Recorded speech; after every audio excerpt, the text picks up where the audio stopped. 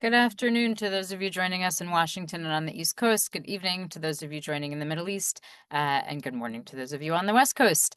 Thank you all for joining us today for what should be a rich and timely conversation convened in partnership between the Israel Policy Forum and ROPES, the Regional Organization for Peace, Economics, and Security. My name is Rachel Brandenburg, Israel Policy Forum's Washington Managing Director and Senior Fellow. I want to welcome those of you who are joining Israel Policy Forum for the first time today, as well as our returning viewers. And I want to thank our supporters without whom we would not be able to provide free and timely information for our communities and constituencies. Today, I also want to extend a special welcome to the ROPES community, our ROPES partners, and turn over to Ksenia to say a word about the organization. Thank you very much, Rachel, and thanks a lot to our amazing panelists. A few words about ROPES. ROPES is a young organization that connects forward-thinking young leaders from Israel, Palestine, and across the Middle East.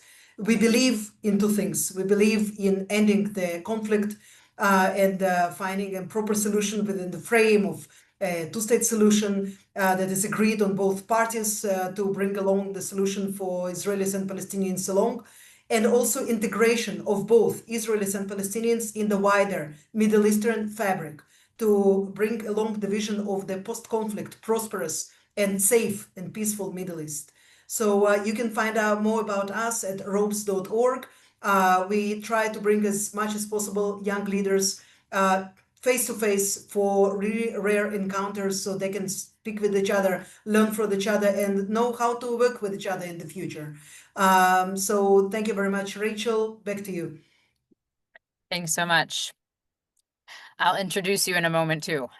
Over the next hour, as many of you who join us for webinars are familiar, I will ask our guests a few questions, but we'll also welcome audience participation. Please put any questions you have in the chat function, and I will incorporate as many as I am able into conversation. We are very fortunate today to have with us three longtime partners of IPF and experts from across the Middle East to share perspectives on Israel's wars in Gaza and Iran, regional politics and geopolitics, and where they think developments might go from here. I'll first introduce Dr. Ksenia Svetlova, joining us from Israel. Ksenia, as I mentioned, is Executive Director of ROPES and was previously the Director of Middle East Relations Program at the Israeli think tank Mitvim. She is a former member of Knesset and has deep expertise on the Middle East. Ksenia was born in Moscow and made Aliyah to Israel with her family in 1991 and holds a BA and MA in Journalism and Middle Eastern Studies from the Hebrew University of Jerusalem. She served for 14 years as a reporter and analyst on Arab affairs on Channel 9, covering Gaza and the West Bank, and reporting from places like Tahrir Square, Damascus, Beirut, Manama, and Tripoli. Her reports and op-eds have been published in a number of international and Israeli media outlets. Next, we have Farah Bdour, a Jordanian political analyst and specialist in conflict resolution and mediation, who worked on peacebuilding efforts among policymakers and youth organizations. She is the director of a Jordanian think tank based in Amman that provides policy analysis and recommendations to the strategic community, both in Jordan and abroad. She serves as an advisor for a number of governmental agencies promoting people-to-people peacebuilding programs, dialogue, and reconciliation.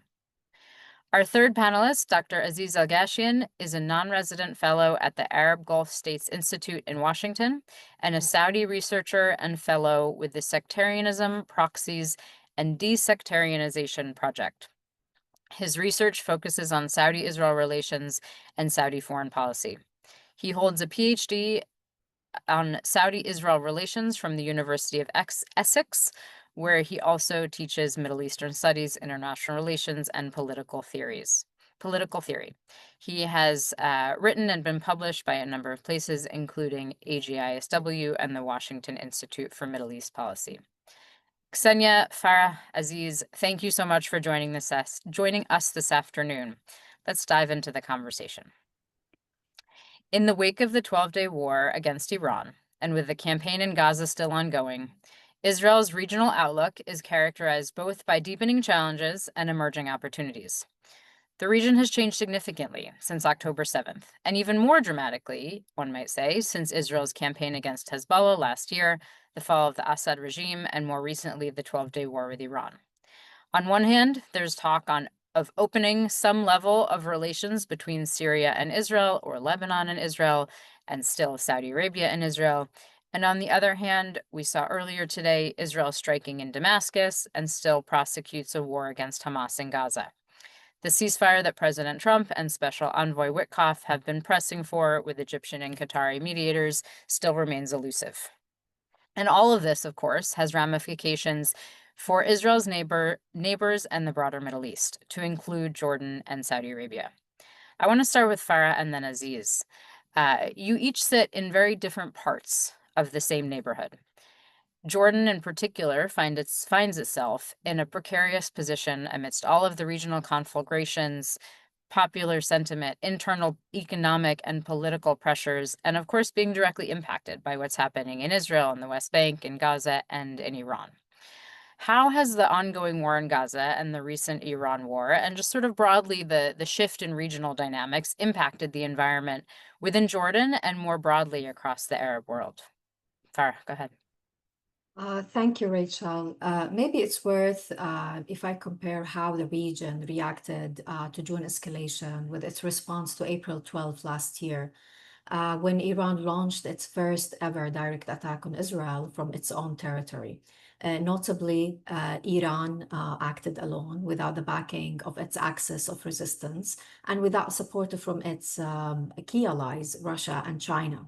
And we could see back then the intricate web of regional and global alliances that Iran had spent years cultivating to protect its strategic interests.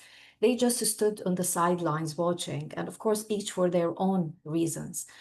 This lack of regional backing for Iran was in a stark contrast to the coordinated support Israel received. In a contrast to Iran's isolation, Israel benefited from a robust multilateral coordination. The creation of the Middle East Air Defense Alliance back in 2022 provided a political and military framework for mutual defense, adding to that the role that the CENTCOM played in orchestrating the intelligence sharing and command and control. And we could see back then the emergence of a functioning prototype of what could become the Middle Eastern NATO, this elusive concept that we have been discussing for so many years. So this is to say that April 12 last year was a success story on many ways. It showcased what happened when regional players sharing threat perception, and they treated this threat as a top strategic priority, acting in concert to intercept the Iranian missiles and basically sparing Israel from what could have been a devastating outcome. However, while we saw the potential of this structure, we could see its limitations. Yes, regional actors agreed on the disruptive nature of Iran's behavior, but they diverged on how to deal with that threat. Arab countries clearly preferred diplomacy over military action, or at least wanted any military steps to be tied into a broader diplomatic process that could bring more stability. And that divergence stemmed from many things, but it stems from a deeper political sensitivities, especially around the unresolved Palestinian question. Even though they shared Israel concerned about Iran, the Palestinian issue remained a major obstacle to untap the full potential of this cooperation. Arab countries were careful to frame their involvement in countering Iran not as a support to Israel, not as defending Netanyahu's government, whose action in Gaza has generated deep anger across Arab societies, but instead they framed their involvement as an act of self-defense to protect their sovereignty, their people, and their skies. In parallel to the regional security posture, Arab states were also deeply engaged in diplomatic efforts. Between April 12th of last year and June 13th of this year, we witnessed extensive diplomatic efforts by Arab countries, not only to push for an end of the war in Gaza, but also through direct engagement with the Iranian officials. However, the more effort Arab states invested, the more frustrated they become with Netanyahu's continued rejection of Arab-led diplomatic initiatives. This frustration was matched by a growing sense of vulnerability. And here comes how Jordan also felt about that. They grow increasingly concerned about the risk of unilateral Israeli action against Iran, fearing it could drag them into a conflict and endanger the safety of their population. And this concern became especially acute during the June strikes. During last month confrontation, Arab countries initially distanced themselves from Israel. And yes, they condemned Iran's attack on Qatar, but there was a sense of anxiety during the conflict. Gulf officials expressed serious concern about potential nuclear contamination. We all know that the Gulf countries depend on desalinated water. Most of Arab countries who are located in the line of fire, and especially Jordan, took precautionary measures. Some countries, they took measures of preparing emergency shelters and plans to provide guidance on what to do in the event of a nuclear incident or even a missile falling in a populated area, which actually what happened in Jordan, for example. Eventually, the work concluded in the best scenario possible, at least for Arab countries and Israel, but not for Iran. And while many were relieved to see Iran weakened, a very interesting dynamic has emerged. Regional actors have become increasingly wary of Israel's rising assertiveness and its emergence as the dominant power in the region. This power shift is now raising a new political and strategic question. There is a concern about how under Netanyahu's leadership and the backing of the extreme coalition, whether they're going to survive the summer session or not, Israel may seek to dictate a regional agenda that runs counter to the national interest of the individual Arab states. And this concern is reinforced by the way the current Israeli government has managed the war across the seven fronts so far, and relying heavily on military actions with little regard for broader diplomatic or regional stability. And these concerns extend even to any future Israeli government, with expectations that any government after Netanyahu will not change the current course drastically. So in this context, Arab states are becoming and beginning to reassess their own position.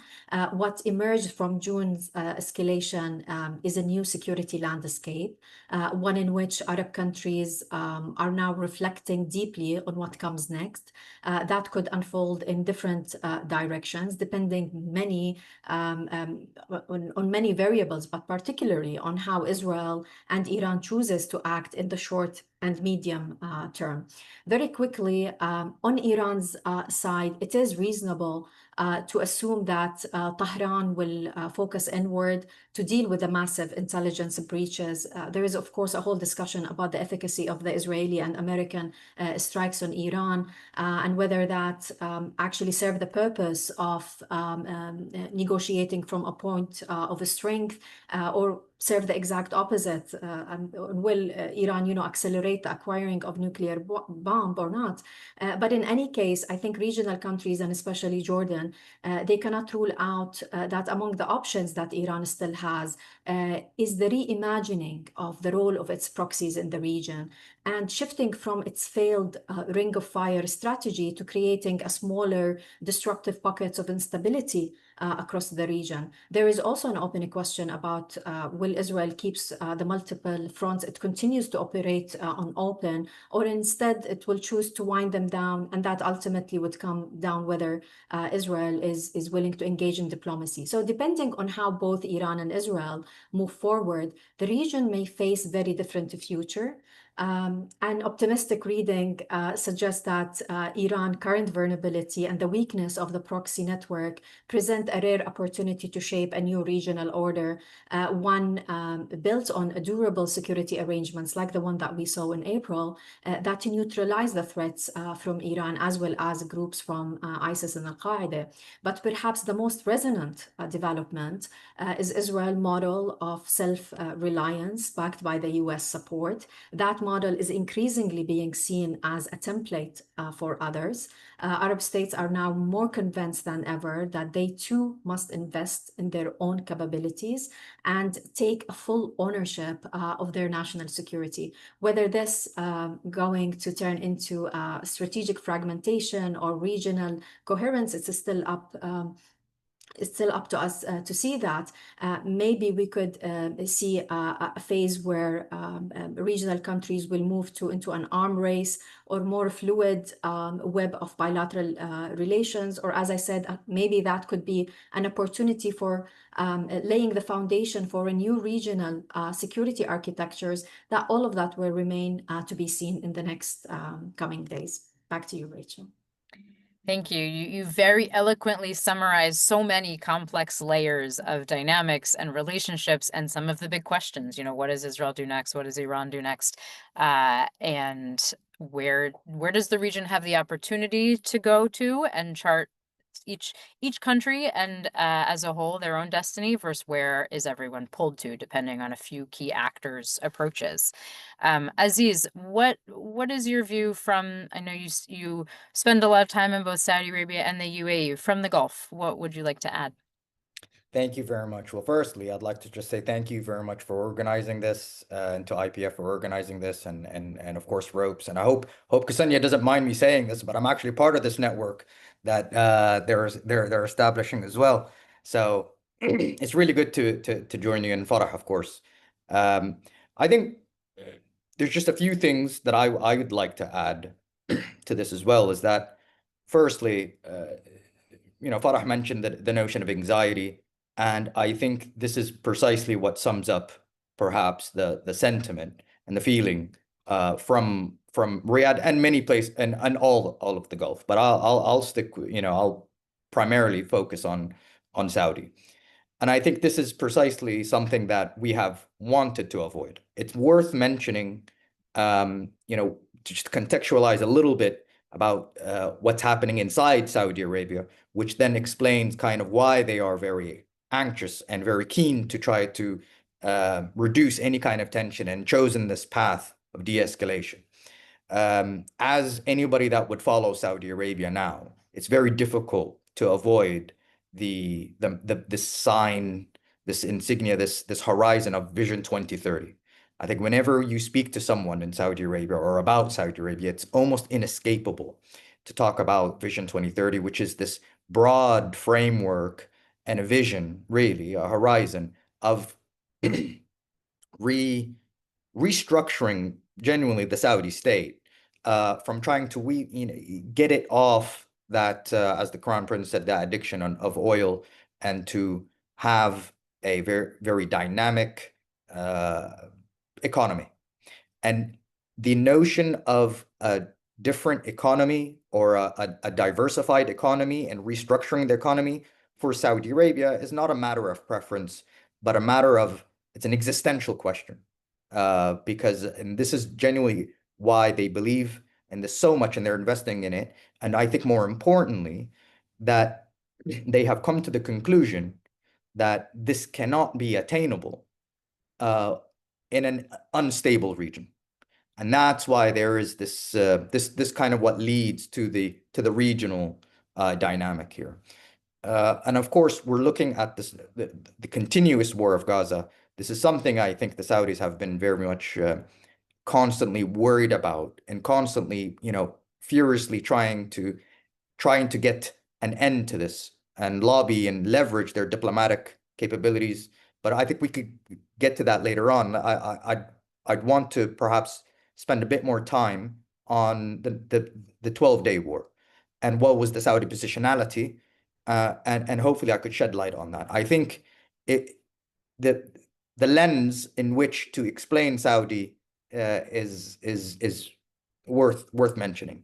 I think a lot of people mentioned or assumed that Saudi and the GCC states were very happy and jubilant about these strikes, about these Israeli strikes, and they're secretly kind of saying, yes, keep going, keep going, keep going. And I think this lens of happiness and sadness is the wrong lens.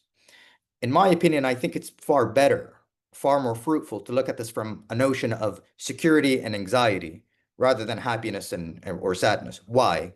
Because I think it gives us a bit more nuance in looking at how we view the situation in Iran. I have to say from the very outset, no one's going to miss a gun pointed to their head. No one's going to miss someone, any kind of missiles or any kind of weapons that's pointing at them. No one's going to miss kind of the reduction of security threats. But the question is not really, is the action taken upon it? More, the real question is,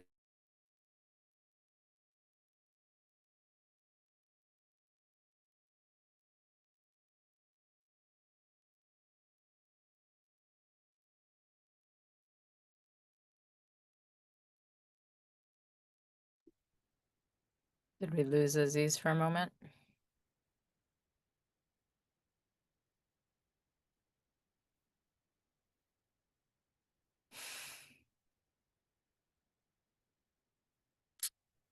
I'll give him a moment to see if we get the internet back. If not, I'm going to pick up on that security and anxiety lens and hand it to Ksenia to talk about that dichotomy from Israel.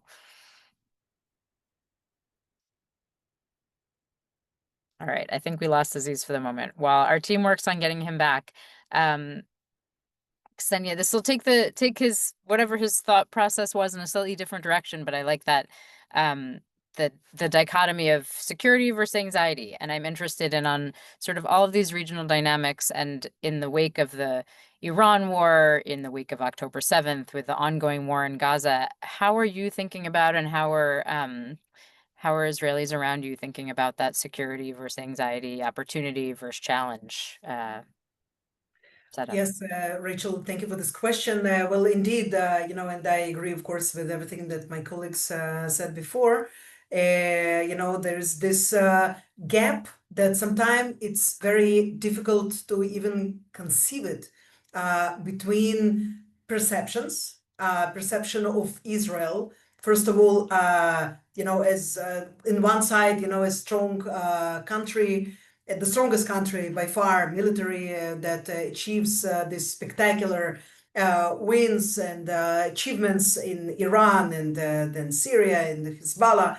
And at the same time, you hear the Prime Minister, Benjamin Netanyahu, referring to the Hamas terrorists as a group of lowlifes who were wearing flip-flops, and they were hardly armed. So if by October 7th, Israel was overrun by a group of lowlifes with almost no weapons and in flip-flops, what does it actually say about its, the ability to protect, to ability to stand, in front of this threat and so on. So there is on one, there was this over the course of almost 2 years, I can tell you that we went very, very low in the scale of who we are and what do we think about IDF and what do we think about our country from this moment of great weakness that many people, not only the government, they compare it to pogroms and sometimes even to the Holocaust because there was this sense of the critical weakness that allowed for this horror to take place and to happen. But then within quite a few months after the beginning of the military operation against Hezbollah, the beeper operation, the pager operation, and then everything that followed in Syria, and then of course Iran and the achievements there, I think that Israelis were thrown to the other part of the scale. The more extreme one, in where you think that you're invincible. So are you weak or are you invincible? Are you strong and do you have this superiority over other armies here in the Middle East to the degree that you can basically get rid of, significant part of Iranian leadership over the course of, 24 hours, something like this? Or are you a weak country that has to continue the infighting in Gaza because otherwise the events of 10/7 can repeat themselves? So I can tell you that you hear this dual messaging also on behalf of the leadership, but also within the general public itself. And I think that what is missing from this logical linkage is the very basic understanding that there are threats that Israel knows how to deal with military, and it excels in special operations, intelligence, of course. It has overwhelming superiority, of course, in the air and everywhere else. But after war comes diplomacy. After the war comes the diplomatic deed, the negotiations, the art of the deal, if you want.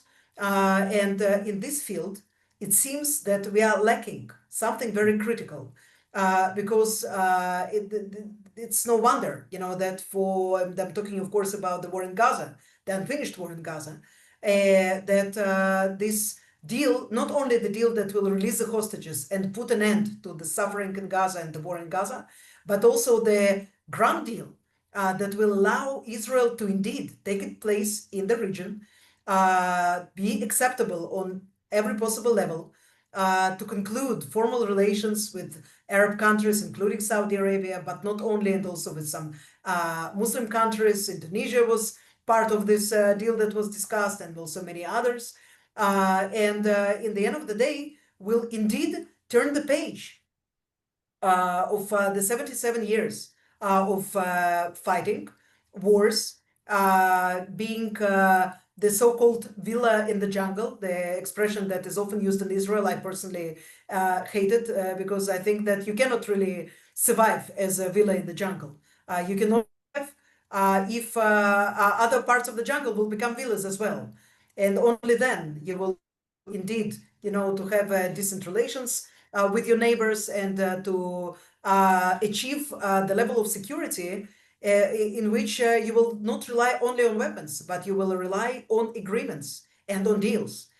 So this kind of deal that many suggested that it was on the table prior to 10/7. I personally had reservations about that, because I also heard from Saudi colleagues and friends that, well, the missing component was, of course, the understanding of what, how, the Palestinian issue is going to be treated, and whether there will be a genuine solution for that, within the frame of the two-state solution or within some other frame, but what's going to happen next. And we knew 2 years before 10/7 that this current government was not capable of promoting any kind of frame that would be acceptable for Palestinians and also the rest of the Arab world. And we are in the same position today, but perhaps even worse still, because the situation escalated on the ground. The world changed tremendously. The Middle East changed tremendously after 10/7. And I think that the reflections, we can see it also in the very pessimistic polls about the attitudes towards two-state solution among the Israelis, but also among the Palestinians. Also, it depends what part of Palestinian autonomy are we talking.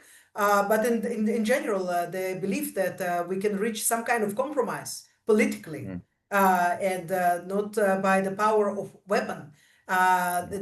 This belief, I think that it diminished completely.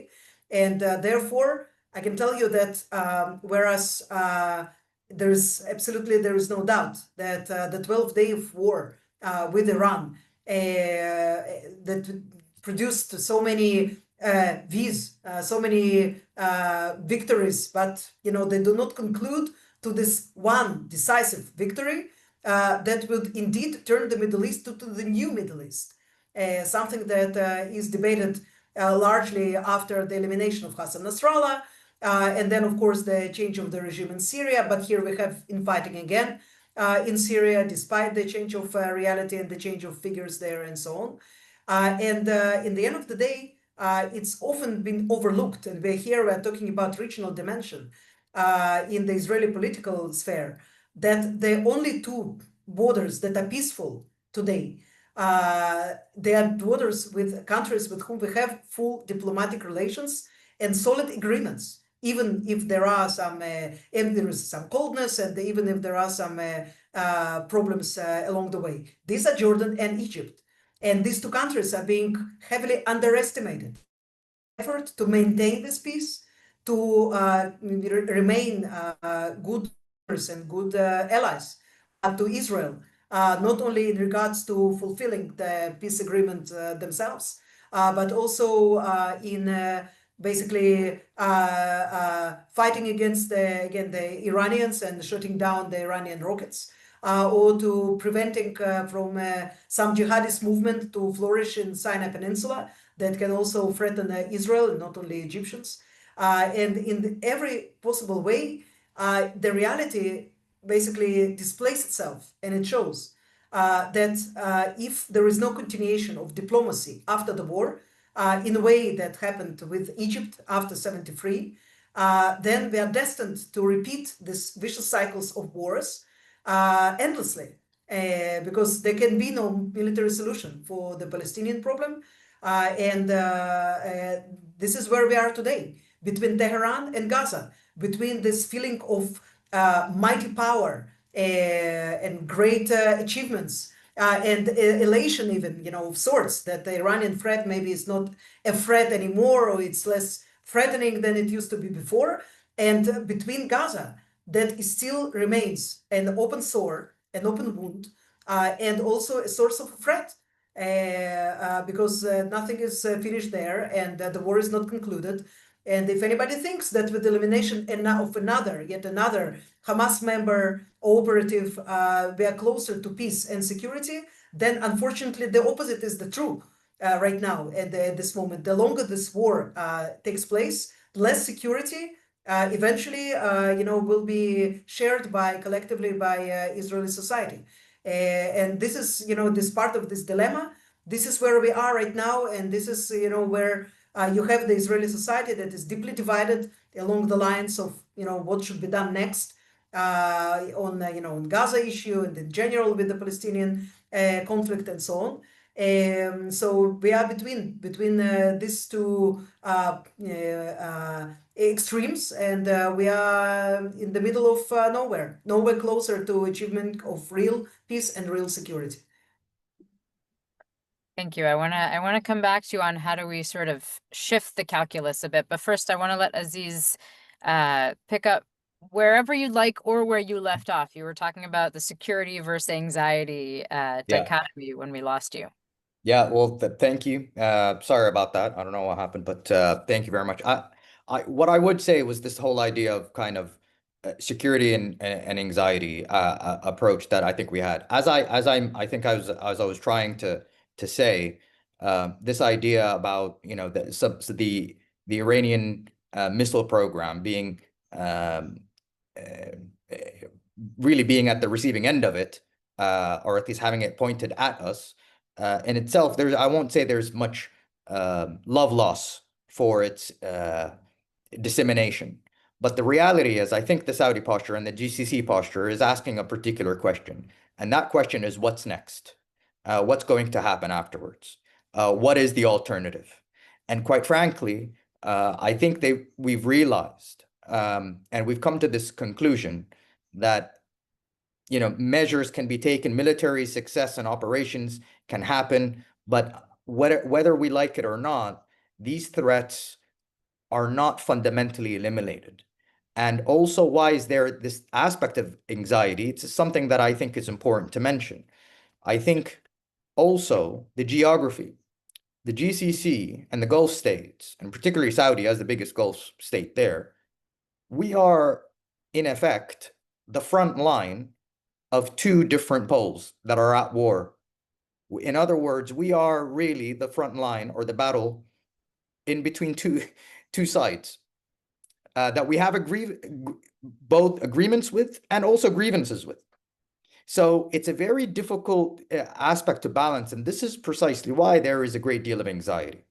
And I think, we were very happy to see the things immediately de-escalate, but we really don't want to see this happen again. I think when it comes to the regional diplomacy or the GCC diplomacy and the normalization, Saudi-Iran normalization, what it tried to do is it tried to change the frame of the relationship between Saudi Arabia and Iran. And I think what it tried to do is basically speak to that Iranian anxiety that we are extensions of someone else to attack them. And this is why we've been trying to communicate this through a great deal of diplomacy by saying, listen, we are not against you. We are not going to allow any of our airspace to be used or a platform to be used against you. And I think that diplomacy was successful during that the Iran-Israel war. And I think we were successful in shielding ourselves from that. Now, where things got very complicated was really when the United States entered into to the mix. Why? Because that was something that I think that was still a process that we're trying to manage far more. And not only this, I think for GCC states, or particularly, I think also Saudi, we have not only an anxiety with threats, we have also an anxiety with the extent in which partners, and in particular the United States, will see through operations. A lot of the times it's kind of this approach of one and done is something that I think is something that we were also very anxious of. I mean, and just to give you also an example, the operation that happened with the Houthis, the American operation that happened with the Houthis, there was this military campaign. All of a sudden, you hear whispers of saying, "Ah, this is, I think, the opportunity in time to mobilize forces to go into and use the army and go into and invade and capture Hodeidah and capture this exact." And I was thinking, what on earth is this? This is so distant. And before we knew it, the operation stopped. And if anything, that was an illustration of why we don't jump on any kind of military operation that hastily. What I would also say is that for me, we are now positioning ourselves to say, listen, we could restructure, or not restructure, we could try to deepen this rapprochement that we were having with Iran by saying, we're still here. We have illustrated to you that we are not extensions of anybody. But I think, so that's one of the opportunities I think that will actually happen. The other thing that I would say, and I want to kind of expand upon what Ksenia was saying, is that, a lot of people are talking about the region and the opportunities that this is bringing, et cetera, et cetera.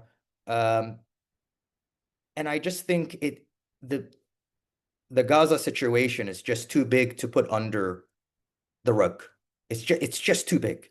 It's just too big. And this is something I've been trying to communicate to people and interlocutors time and again. This Palestinian issue is just simply too big to ignore. We cannot ignore it. If anything, we have seen the devastation that could come out of this. And this is only, something that we've seen on the Gaza front. What we are afraid of is how this is not only going to spill over into the region and how it's already spilled over into the region, but my worry is how this is going to have a radicalization effect on others in the region. And this is something genuinely that, even officials have even touched upon this. So I think now it's an opportunity, I think, to really address things from the very foundation of them. And this is when it comes to the whole Saudi-Israel normalization discussion. And I think a lot of the times people would like to treat the Saudi-Israeli normalization as the panacea of everything. That, if just before anything else, Saudi Arabia and Israel just normalize relations now, and everything else will just fall into place. And this is something I very much warn against. My first piece with IPF, Israel Policy Forum, was actually titled, Saudi-Israeli Normalization Will Be Great Only If It's Done Right. And what I was trying to say here is that, listen, this is something that I think is a strategic choice. Making peace with Israel, this is something that Arabs have said, this is something that the Saudis have said. But it must find itself on the right kind of, not only conditions, but the right kind of the right kind of process. There has to be a process here that makes a Saudi-Israeli normalization a facilitator of the two-state solution, or facilitator of a proper political horizons, not even proper political horizon, but economic horizons, institutional building. We need to leverage that, and it has to be done right, rather than just simply having a Saudi-Israeli normalization and then, hoping things fall into place, which it won't. This is why I think the aspect of sequencing normalization is very important. And I think here, right now, given the immense amount of trauma that I think a lot of people are not taking account enough in the region, each other's traumas that's taking place, saying two-state solution is a very difficult thing to engage with at the moment.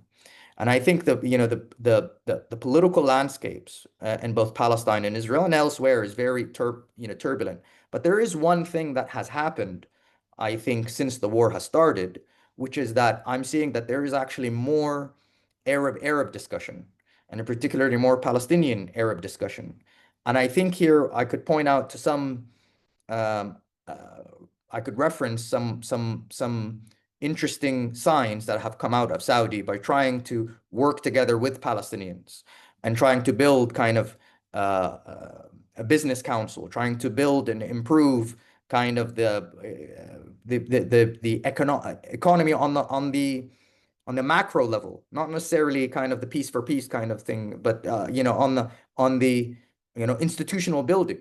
Now, it is with great regret that when an Arab delegation that was going to go to Ramallah and actually talk about institutional building, we're not allowed to go to Ramallah. And so here's unfortunately an instant where there is an obstacle that Arabs themselves and regional players are actually willing to go at the forefront and take the lead in building kind of Palestinian institutions. But here we see, unfortunately, a very intransigent Israeli government that's becoming a clear obstacle in this. And this is something I hope we could discuss more also in the United States, because I think had there been a more constructive role in facilitating this, maybe we could see more and more Arab discussion, and more, as Ksenia mentioned rightfully, that this is not only about integration of Israel, this is also the integration of Palestine and Palestinians into the region. And I think this is, and I'll end with this. If we focus, I'll be proud of myself. I'm trying to end without anybody telling me. But if we could focus on trying to integrate Palestine and Palestinian institutions into the region, integration of Israel will follow suit. Let's focus on integration before normalization, rather than normalization and then hope for the best. Let's focus on this. This is the step that I think that's most tangible. I think also the last point that I would say is that there is a aspect or a crisis of tangibility. One of the reasons why many people will speak about, why Saudis aren't playing much of a role, why aren't they doing this and doing that, and on this Palestinian-Israeli front, the reason why is because I think they feel that the situation has been shielded by a political dynamic that's constraining everyone from trying to engage properly. If one looks at the Saudi proactivity in Syria, the reason why they're actually very proactive is because they believe in the tangibles, that they believe that there is a government there, problematic as it may be sometimes, but there is an aspect that here's a government that's actually trying to do things, and that I think our investment, and we could leverage a lot of the things, and we could actually get some results.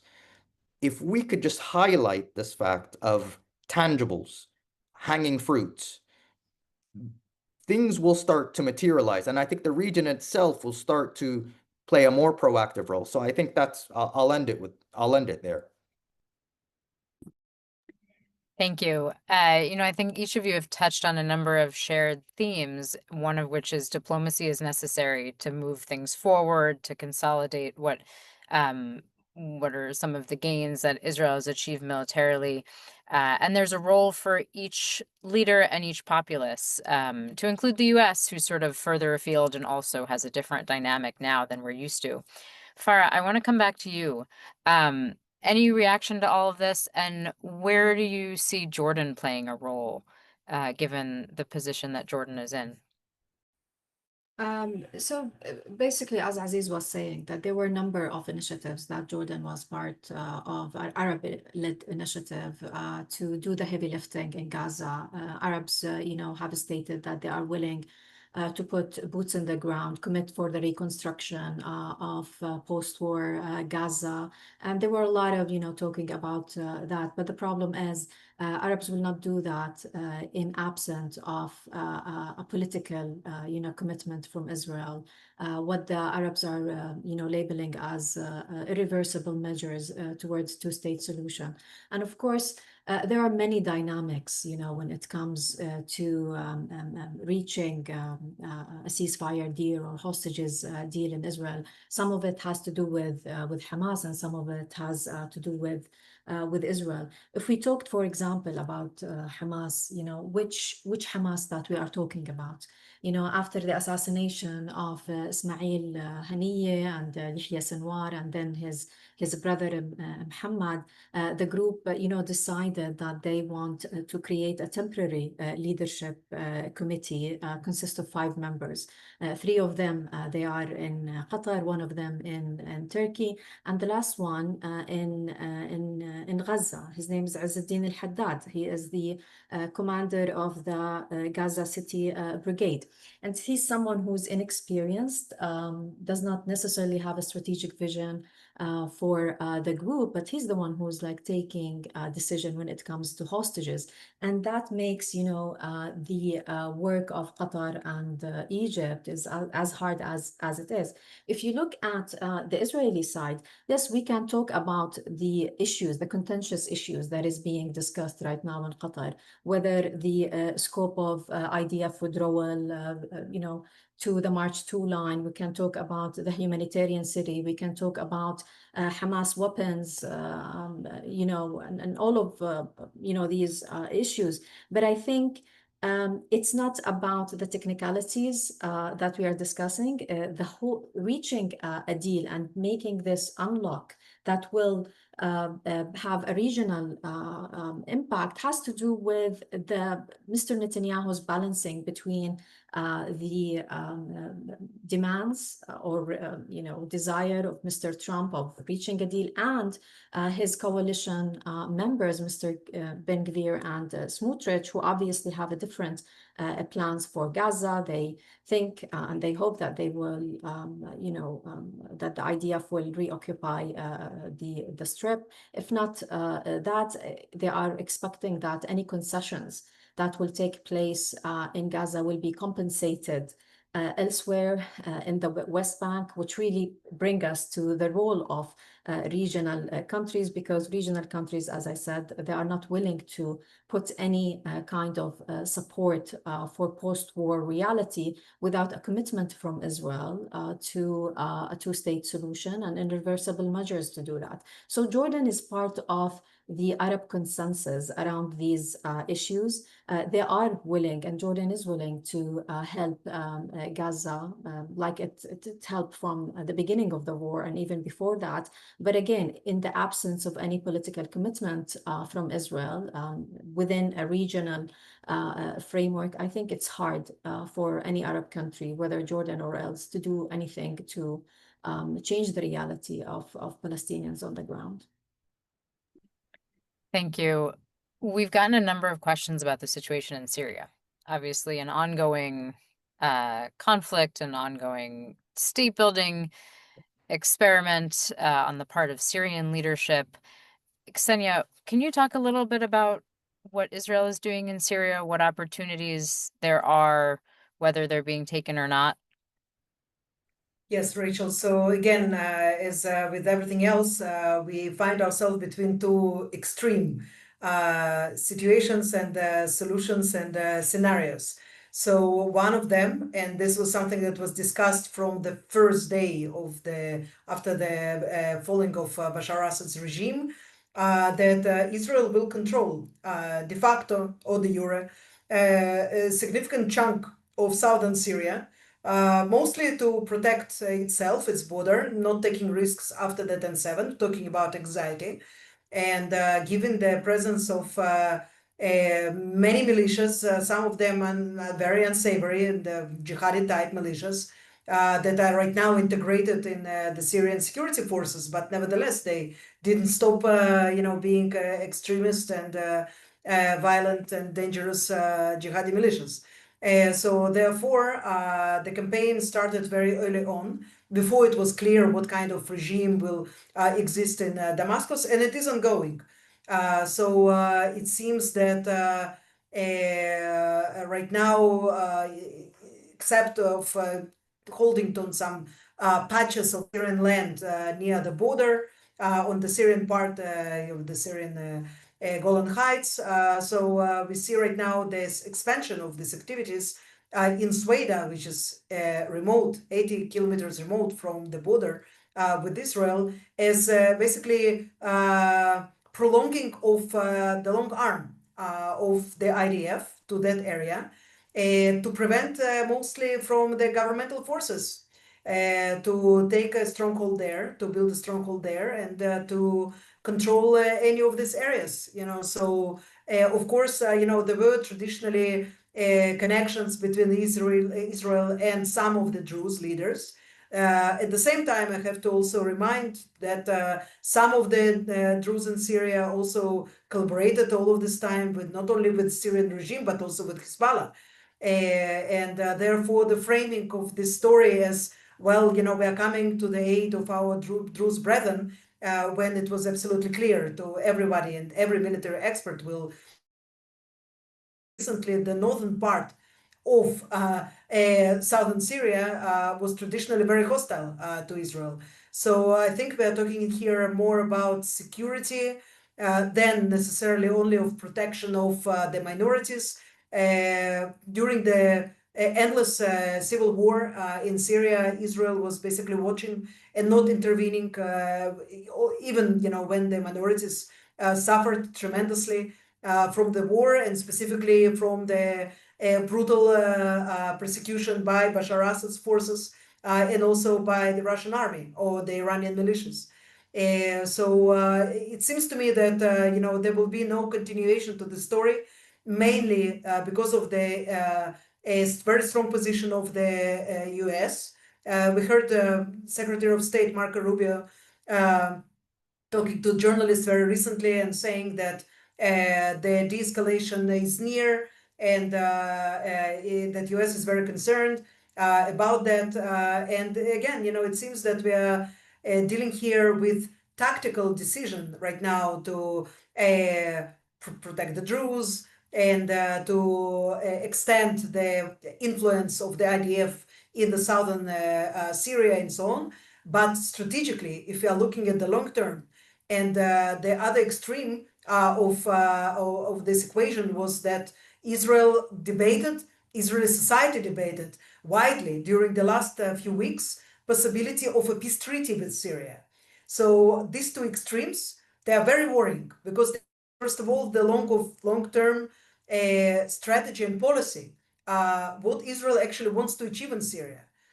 How does it see, right now the term, perhaps this government is unstable, the whole situation is unstable, so how, Israel is to work around this situation.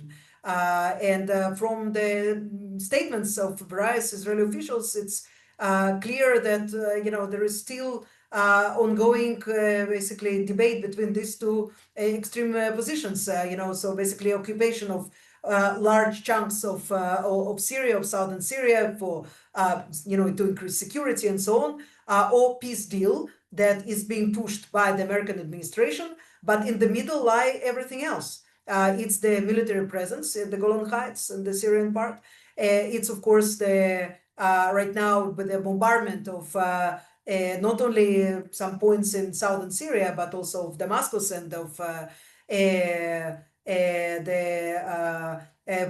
basis of the army and the presidential palace, even, and then, some places that were nearby. So all of that brings me to a conclusion that right now the Israeli government is mostly focused on tactical wins. And there is a tactical win vis-a-vis, for example, the Druze community in Israel that is very concerned, of course, for the well-being of their brethren and so on.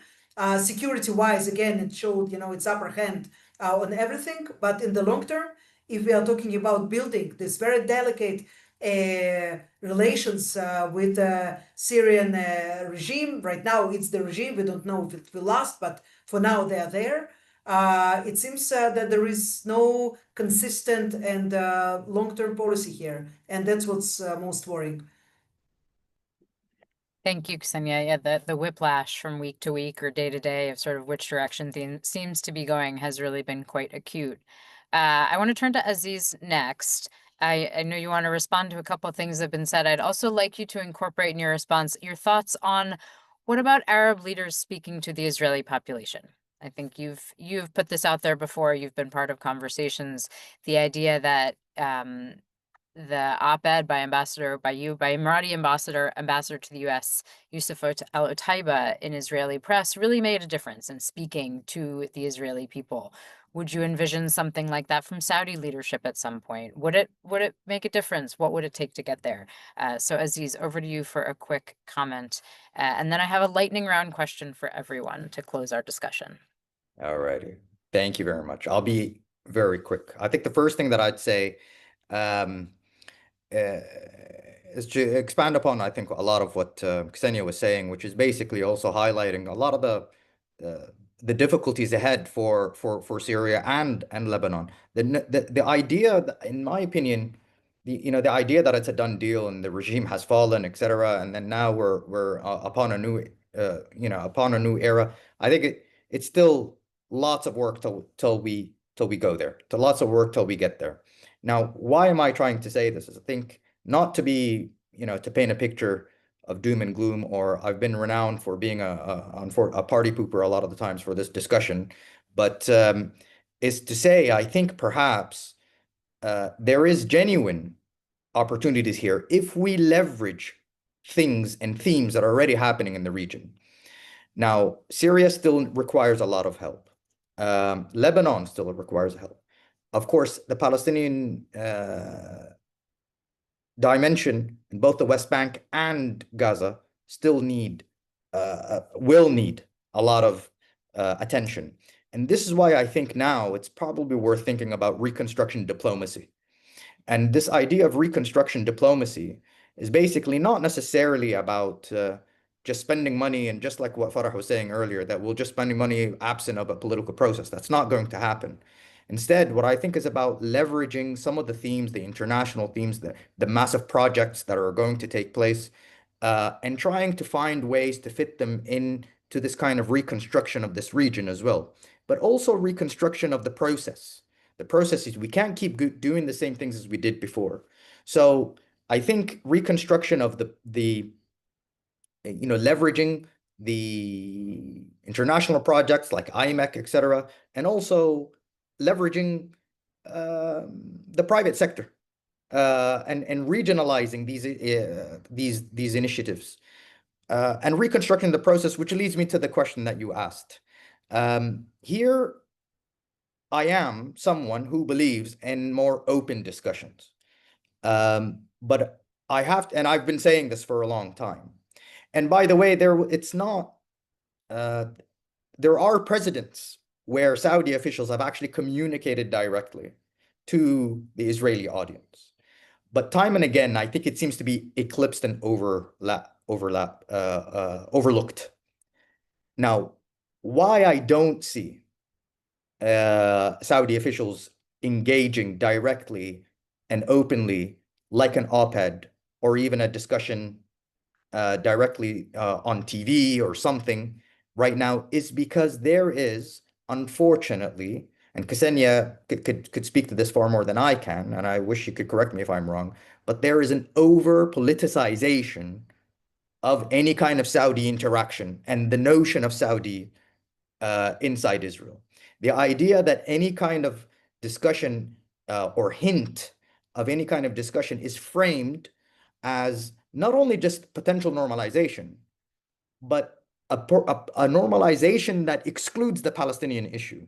That here is the fact that a Saudi is willing to talk with us without any of the Palestinian issue, and therefore this is fantastic, and this is the kind of normalization that we want. And the Saudis are incredibly cognizant of this. They understand that unfortunately they're being disframed, and a lot of the Israeli media and not even Israeli media, I would say, even, but kind of the pro Netanyahu and this pro kind of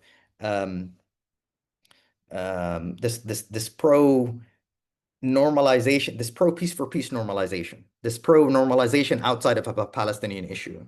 And this is something that I think the Saudis will not want to engage. And moreover, this illustrates also the way the notion of eliminating opportunities for more discussion.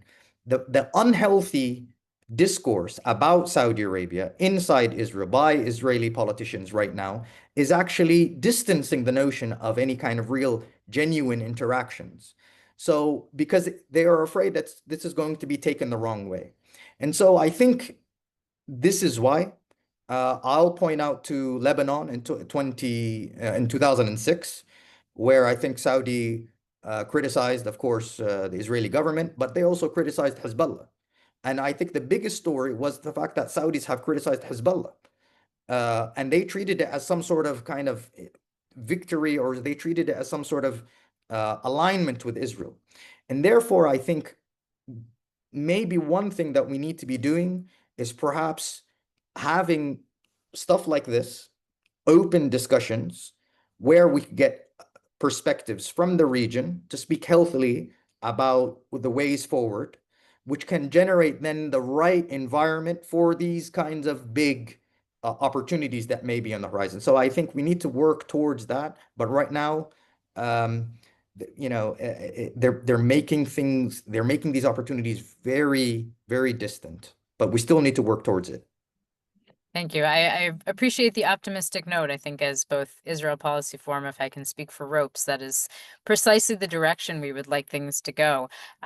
We're a little bit over time, so I'm going to give you each the opportunity to offer a closing thought and incorporate a lightning round question, which you are welcome to punt because this may be impossible to answer. But what are your views on which scenario of these two is more likely?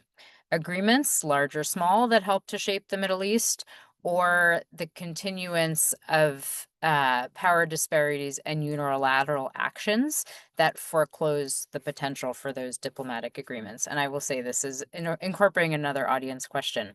I will start with Farah, and then Aziz, and then Ksenia. Thank you, Rachel. Very quickly, I think for years to come, we know that the United States going to be Asia-focused and China-focused. So I can see that the regional countries will play more assertive role in taking, control of their national security and do the heavy lifting in dealing with the different conflicts in the region. I see that at the beginning, they're going to start as a bilateral agreements that will give them the freedom to address the very complex challenges that they face. But later on, these bilateral agreements might evolve and might balance each other in the future and might evolve. But for the time being, I see it more of a bilateral rather than more of a, comprehensive security framework. Sure. Thank you. Aziz. I think if I understand the question properly, I think I would say, that we have to be very careful because I think that there's a lot of forces, there's a lot of themes, processes that are making kind of the unilateral actions more tempting and more logical. I think, in my opinion, this is why we need to strengthen institutions and not only multilateral, but I think minilateral institutions far more. I think we need to, strengthen the trust in those things, and these agreements, and at least we need to reference it. A lot of people say, well, it's not worth looking at an agreement because what's the point? No one's going to follow it. But I think having it as a reference at least is something. So I hope it's optimistic enough, but there's going to be a lot of work that we need to do. And I think just one more thing, just very quickly, I think the idea of public diplomacy is very, very important about these kinds of agreements. A lot of these agreements require a campaign of awareness, and also not only just awareness of the difficulties of not adhering to these things, but also the opportunities that this can lead. So a lot of it is, a lot of public diplomacy is needed. Thank you, Ksenia. Well, I used to be an optimist, but then I was elected to Knesset and I became a pessimistic realist. At the same time, I do think that we are living in extraordinary times. There is a window of opportunity ahead of our region. And I prefer to talk about regionality because we have a unity of goals and our future is shared. We have to understand it, that nobody in this region will be able to survive because of the climate change, because of many other issues, because of the security architecture, because of myriad of other problems. We can only survive if we are together, if we will see ourselves as a region. And I think that things that are happening in the last 20 years at least, there are evidence of that. New alliances are being created. New opportunities exist. You have to know how to seize them. If you will not understand how to use this, it can be something that will, the window can be shut as well. And then you will go, oh, okay, it was open for a while, but now it's not anymore. Again, a lot of, depends on the constellations in politics. Whether, for example, the Israelis will get to have a new leadership, whether the Palestinians will. And there are a lot of questions, more than answers right now. But I think that we are closer actually to not to a new Middle East. The new Middle East will be the same Middle East with its grudges and with its problems and its divisions. Nothing is going away only because you signed some paper. You have to really work in the reality change. But I think that it's inevitable. It's inevitable that we will reach this point in which we understand that we are basically hanging on, or we will hang next to each other. So it's something that I think that the peoples understand it before their political leaders do. And I can only tell from experience of ropes that when we bring people from the whole region together, not only just two peoples, not only just Palestinians and Israelis, but we put them in the room with Moroccans and Jordanians and Emiratis and Algerians and Libyans and Syrians and Saudis and everybody else, then you really can see the magic that is happening there. You see the spark in this, young people's eyes, that they understand that there are fantastic economic opportunities, fantastic cultural opportunities, diplomatic opportunities. But to make all of this happen, you need to make politics work first.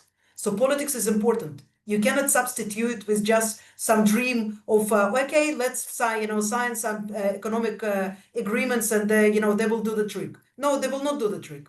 You have to really put a solid policy in front of you and work together in cohesion with others, respecting them and treating them as equals. Then we will all have a chance to a better tomorrow and a better Middle East. Thank you. That is a wonderfully optimistic, if perhaps realistically optimistic or optimistically realist note to end on. I think we've heard from all of you. All layers of society need to be involved. Diplomacy needs to follow any other tools in our respective national security and national interest toolboxes. And every partner in the region, every country in the region, I would add us in the United States, all have a part to play and are all affected by the outcomes. We have gone over time because I wanted to continue this conversation, and I'm sure we could continue for hours. Each of you and a number of the audience questions have given me ideas for at least 4 more conversations that we will need to hold and topics to address in forthcoming webinars. Ksenia, Farah, Aziz, thank you each for taking the time to join us and for sharing such valuable and timely and really unique insights and analysis of the evolving dynamics in your neighborhood, in the broader Middle East. It's been really a valuable discussion. To our audience, thank you for taking time to listen and participate in this conversation. For anyone interested in more analysis from IPF or to sign up for emails, webinars, and webinar announcements, Israel Policy Pod, podcasts, and more, feel free to go to www.israelpolicyforum.org. Thank you again, and I look forward to continuing all of these conversations in other forum. Have a great afternoon and evening. Thank you. Thank you. Bye. Thank you very much, Rachel. Thank you, Farah, and thank you, Aziz, for your wonderful Thank you. contributions. Thank Thank you, Ksenia. IPF, for Thank you all. partnership. Thank Thank you. you.